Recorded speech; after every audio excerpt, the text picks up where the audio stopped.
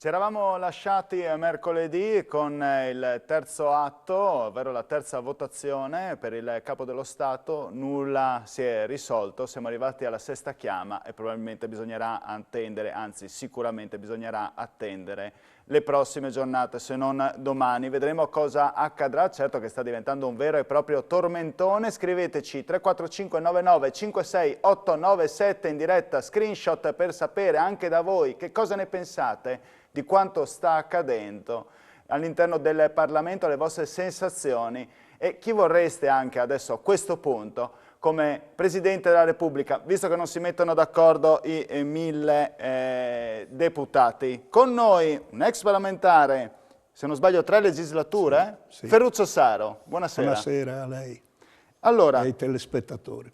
Saro, analizziamo un po' questa situazione. Chi sta vincendo e chi sta perdendo innanzitutto in questo lungo tira e molla? Ma in generale un po' stanno perdendo tutti perché siamo di fronte a una situazione molto caotica che lascia disorientata completamente l'opinione pubblica, i cittadini di questo nostro paese che sono alle prese con tanti altri problemi molto più gravi rispetto a questo, cioè con la pandemia, la crisi economica, l'aumento del costo delle risorse energetiche e così via. Tutto questo avrebbe imposto una gestione delle elezioni del Presidente della Repubblica molto più tranquilla, preparata per tempo, senza assistere a questo caos che è sotto gli occhi di tutti.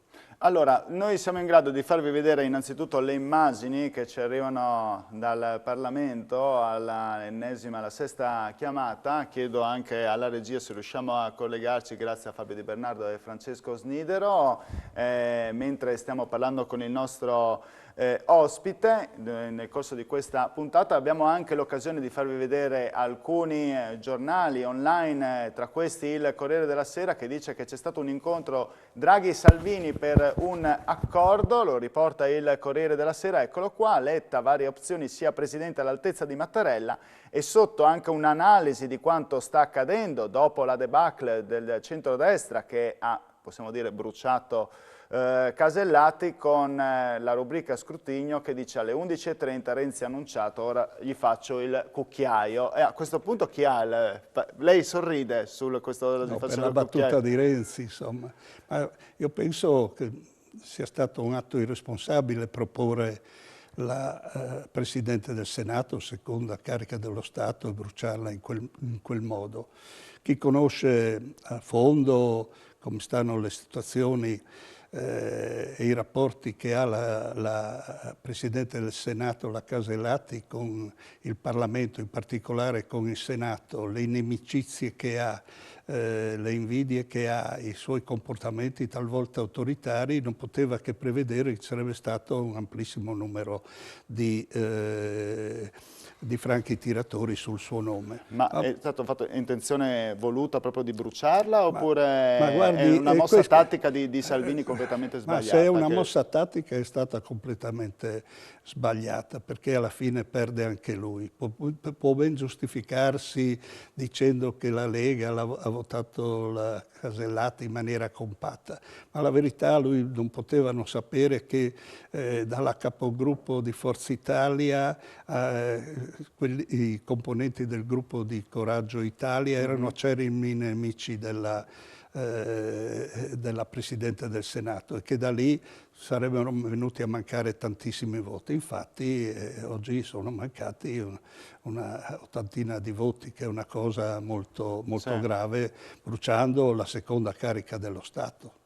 Allora, ci dicono che fino alle 19:58 non è possibile collegarci con il sito del Parlamento, al momento è stata sospesa la riunione, probabilmente dopo ci sarà lo scrutinio, ma sarà uno scrutinio così sui generis, perché alla fine non si risolverà la situazione, visto che gran parte hanno deciso di non presentarsi. E cosa fa Letta e soprattutto Conte in questo momento? Stanno giocando di rimessa, stanno aspettando? Siamo in un contesto nel quale accanto alle difficoltà nei partiti, ci sono grandi difficoltà tra i partiti. Per esempio, a livello dei 5 Stelle è molto chiaro che c'è un confronto molto duro tra l'ala che fa capo al ministro degli esteri e il presidente Conte.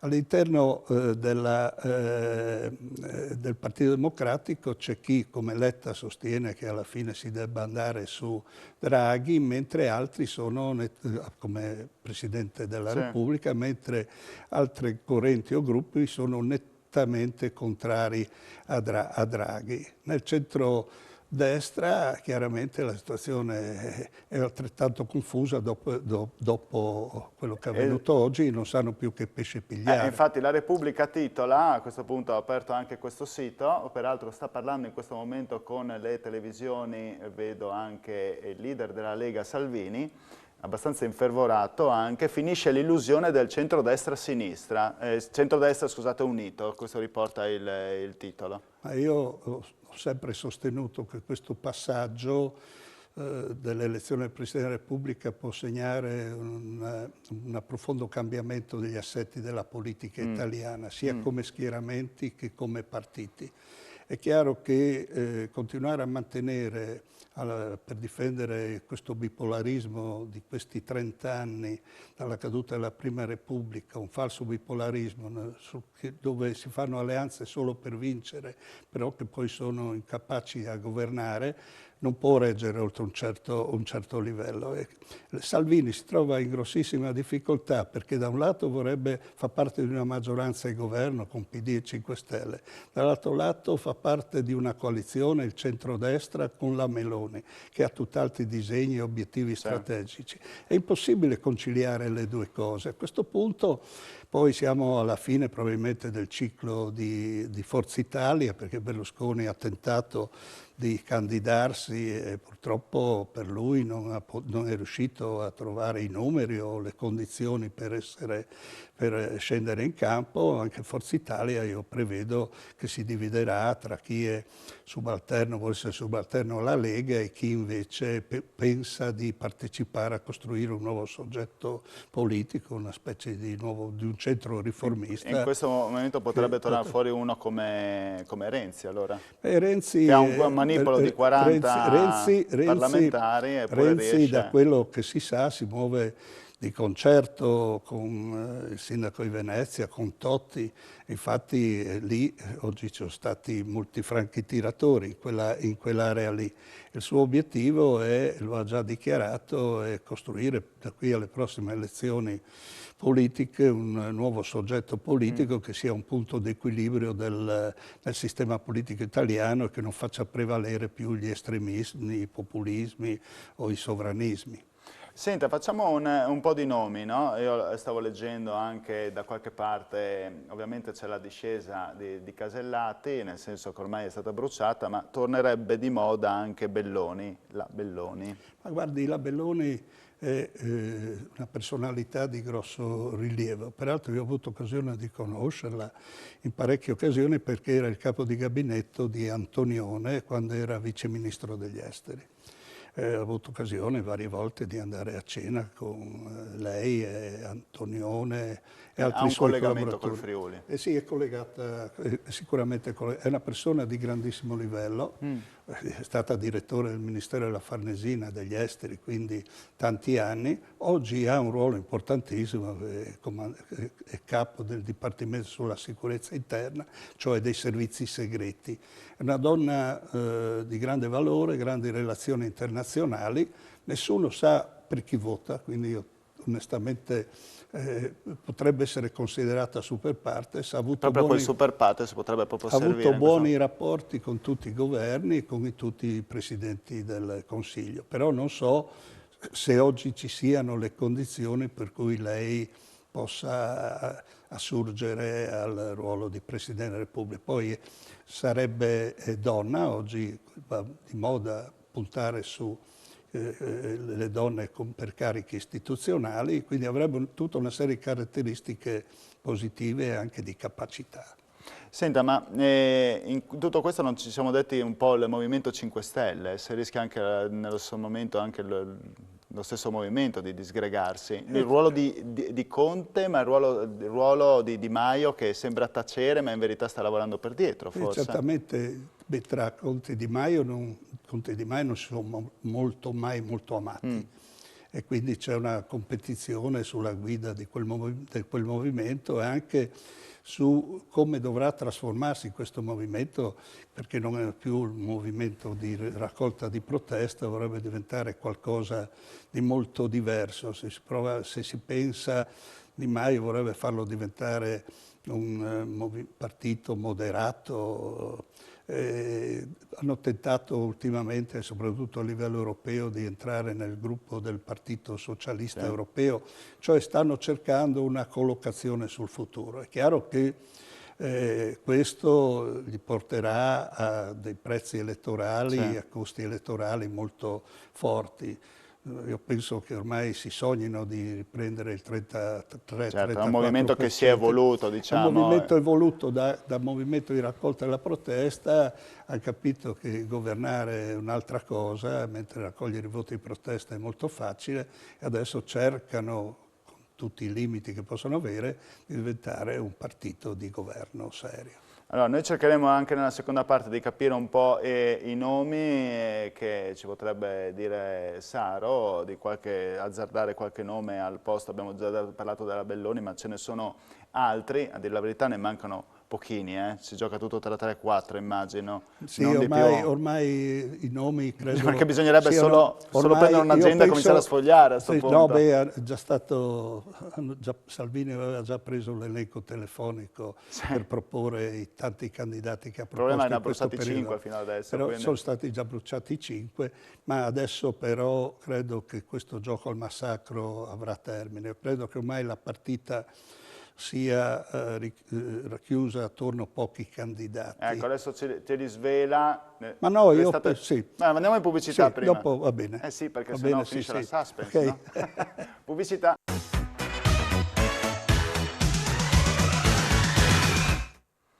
Eccoci tornati in diretta con Screenshot, cerchiamo un po' di capire come andranno queste votazioni del Capo dello Stato. Ci pare di capire ormai chiaramente che non ci sarà nulla di fatto anche per questa notte, tutto rinviato a domani, anche perché ci sono le dichiarazioni che arrivano, lo leggiamo sul sito del Corriere della Sera sempre, c'è stata una conferenza stampa improvvisata ovviamente di Salvini, fuori, beccato dai giornalisti, che dice: sto lavorando perché ci sia presidente donna in gamba. E a questo punto Saro lavora per... Tra i candidati rimasti c'è solo la Belloni, Elisabetta Belloni. Che sarebbe, dice le indiscrezioni da Corriere della Sera, avrebbe il gradimento anche di Fratelli d'Italia, nome che era circolato nei giorni scorsi, poi magicamente sparito nel cuore di una notte, forse anche per non bruciarla completamente.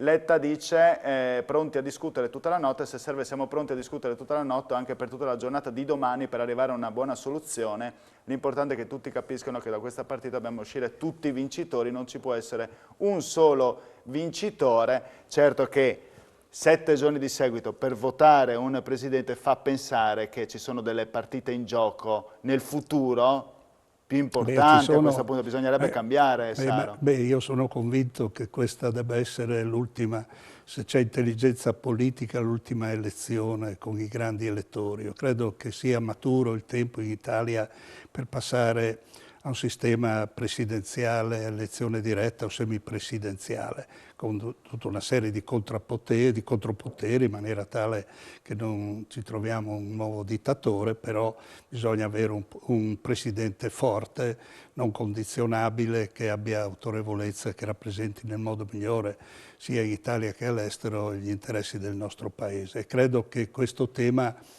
con l'altro tema importante, quello della riforma della legge elettorale, sarà uno dei temi su cui si discuterà molto nei prossimi mesi. Spero che prima del compimento di questa legislatura, del completamento, si arrivi anche a cambiare, se fosse possibile, la Costituzione e la legge elettorale. Chi ci ha provato prima cambiando la Costituzione non è andato a ben finire, mi pare, no? Sì, è andata...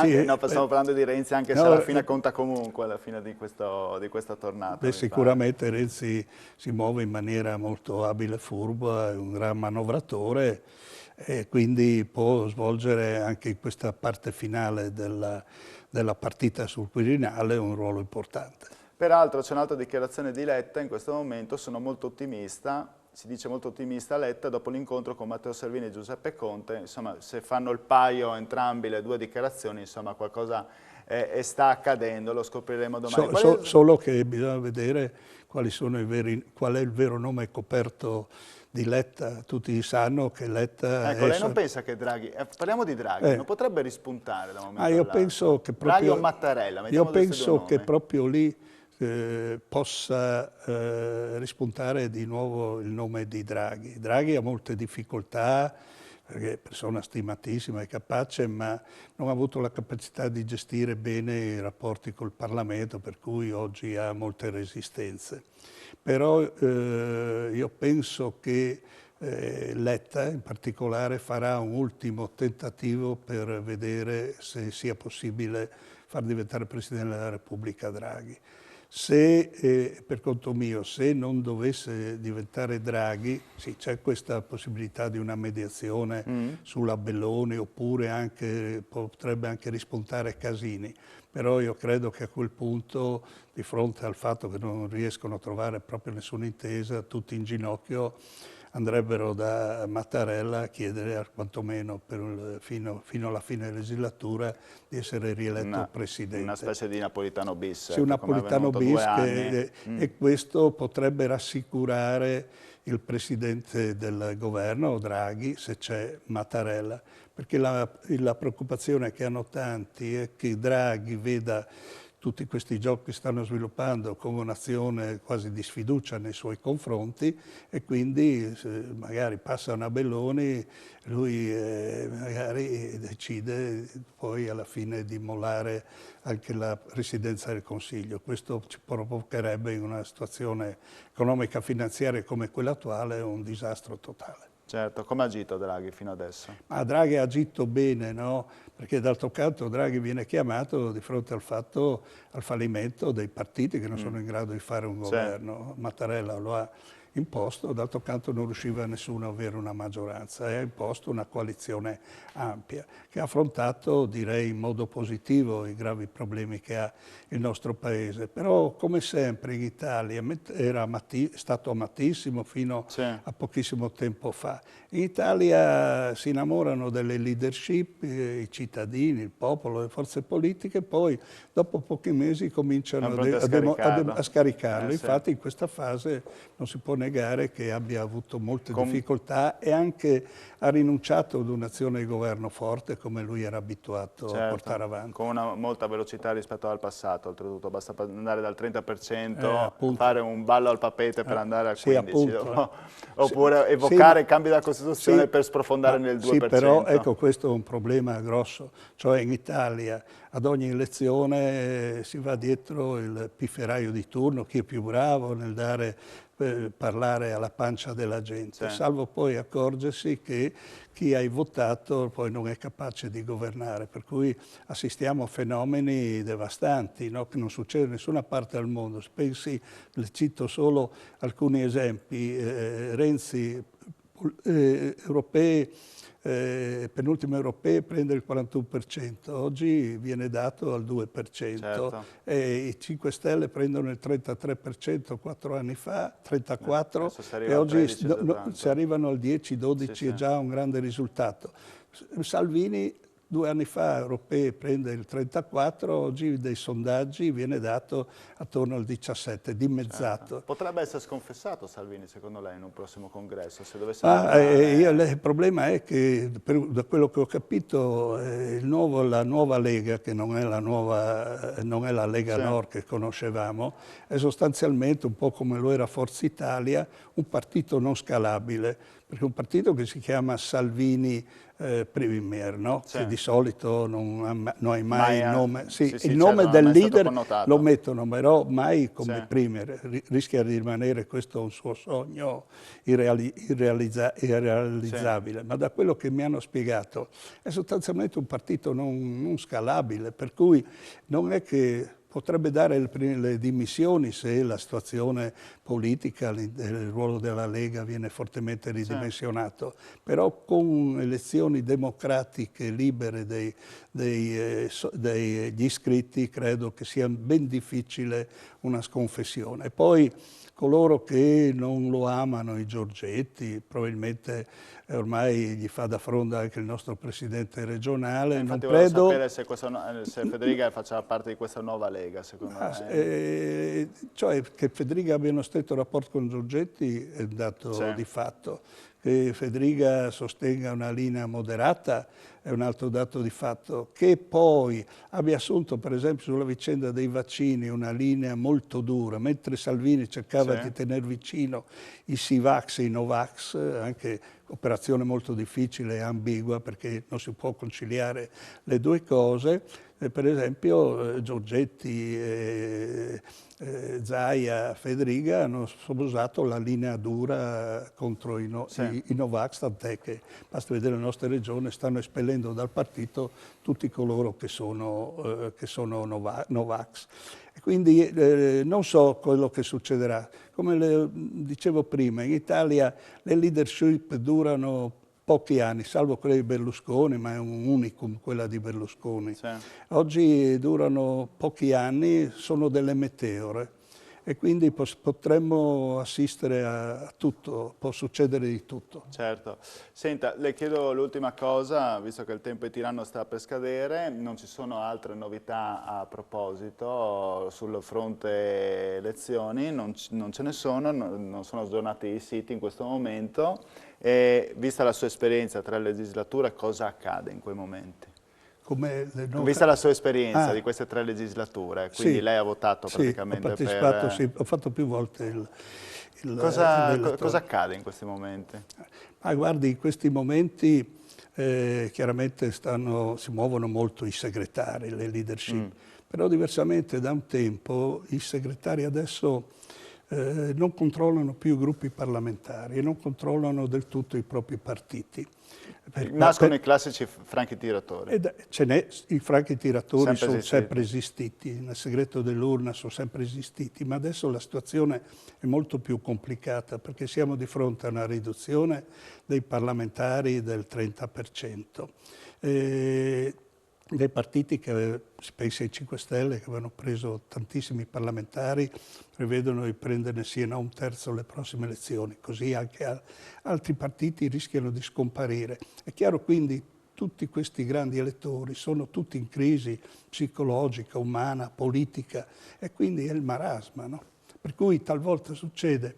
Sì, sì, da qui, insomma, Ieri, per esempio, Berlusconi ha fatto un appello perché i grandi elettori Forza Italia votassero la Casellati. La verità, siccome hanno segnato, hanno dei meccanismi per controllare i voti, è emerso che la maggior parte dei franchi tiratori sulla Casellati provengono da Forza Italia. E quindi nessuno ormai controlla niente. Quindi certo. questa è una delle ragioni della Per cui situazione. deve passare, insomma, bisogna passare appunto sì. a... L'unica cosa è che non vogliono gli attuali parlamentari, perché larga parte non torneranno a fare i parlamentari, e che vorrebbero portare a termine la legislatura. Quindi io penso che ragioneranno su uno schema e su candidati che diano assicurazione che la legislatura si chiuda nel febbraio del 2023. 20 secondi, nome su cui scommetterebbe e il giorno, se è già domani. Domani potrebbe essere una buona giornata. Io penso alla fine che o sarà Draghi o si torna a Mattarella, andranno in ginocchio da Mattarella. Bene, io la ringrazio Sara per essere venuto a trovarci. Buonasera. Vi auguro buona serata, un buon weekend. Screenshot torna mercoledì prossimo col nome del Presidente della Repubblica, si spera, se no... Se no sarebbe fallito il Paese. Grazie mille, buona serata.